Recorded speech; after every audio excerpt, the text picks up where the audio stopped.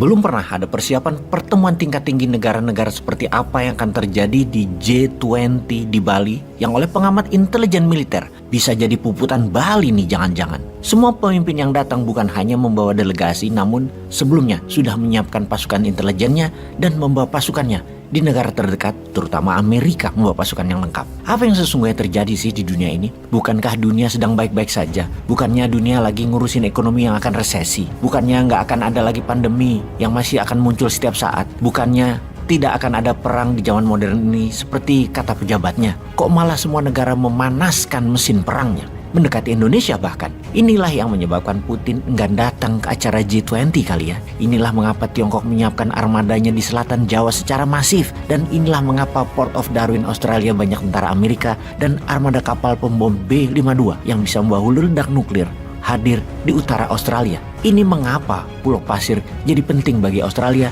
karena armada lautnya bisa ngumpet terdekat dengan Bali dari sana.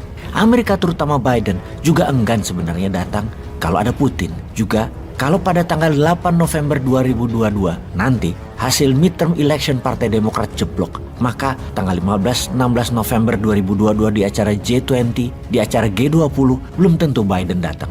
Biden bisa hilang selera dia. Kecuali acara G20 itu sebelum acara midterm election bisa nilai positif buat Biden. Kalaupun datang ternyata Amerika bagaikan bersiap perang di Bali armadanya. Full battle army. Tiongkok tidak mau kalah untuk melindungi pemimpin tertinggi mereka.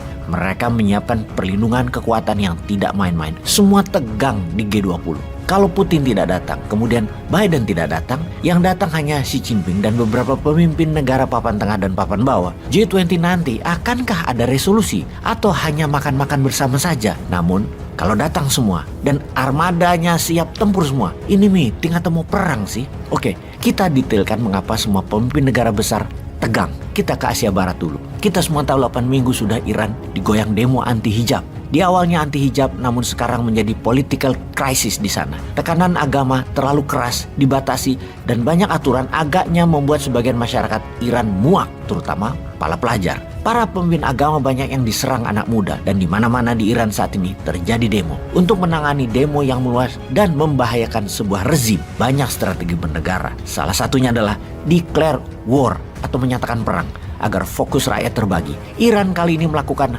hal yang sama. Pengumuman dan pidato keras Ayatollah Ali Khamenei dalam pidato resminya kemarin akan membuat gejolak baru di Asia Barat di dalam menantang hegemoni sekutu terutama Amerika. Kata-kata kami akan balas Amerika terus diulang-ulang kalimat tersebut. Apa yang mau dibalas? Meninggalnya pemimpin Garda Revolusi Iran Qasem Soleimani yang diroket pakai drone oleh Amerika yang dikirim melalui Saudi Arabia membuat Iran memendam amarah pada Saudi dan Amerika. Hal ini diungkap kembali oleh petinggi revolusi Iran dan pemimpin spiritual Iran Ayatollah Ali Khamenei akan membalas Amerika dan akan membalas Saudi. Karena selain membalas dendam Soleimani, demo 8 minggu berjalan itu disponsori Amerika dan Muhammad bin Salman Saudi itu tuduhan Iran.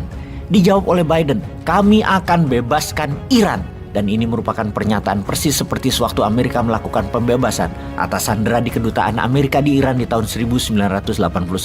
Sebuah serangan militer dengan codename Eagle Claw atau cakar elang membebaskan warga Amerika di Iran yang disandera selama 444 hari. Kali ini Biden mengatakan kami akan membebaskan Iran adalah rezim yang saat ini kemungkinan akan digulingkan yang diawali oleh demo. Rezim di Iran akan digulingkan Amerika. Sekedar mengingat, world orders selalu menggunakan kata-kata kami akan membebaskan karena sang pembebas itu sesungguhnya the real penjajah. Iran bukan hanya menantang Saudi dan Amerika ternyata, bahkan Israel pun akan diserangnya. Inilah mengapa mendadak Saudi dan Israel mengadakan pertemuan tingkat tinggi berkali-kali dalam 2 bulan ini. Israel dan Saudi loh, menarik kan ya?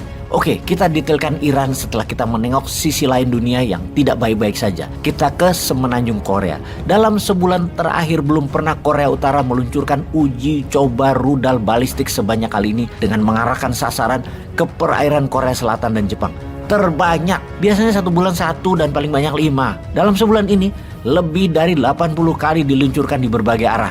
Utara, timur hingga selatan. Yang tidak dilakukan Korea Utara adalah menembaknya ke arah Tiongkok dan Rusia. Yang membuat Amerika World Order perang adalah lebih dari 100 misil dikirim Korea Utara ke Rusia. Rupanya Korea Utara sudah jadi manufaktur senjata negara-negara anti-hegemoni Amerika. Kemudian kita semua tahu gerakan tentara Tiongkok latihan perang di sekitar Taiwan juga eskalasinya meningkat, jumlahnya meningkat.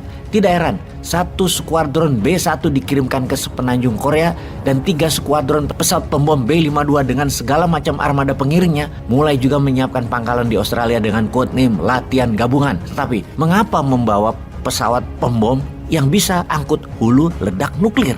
Lalu kita tahu beberapa misil peluru kendali Amerika dengan kepala hulu ledak nuklir yang katanya kecil daya ledaknya sudah berpangkalan di Polandia untuk menyerang Rusia.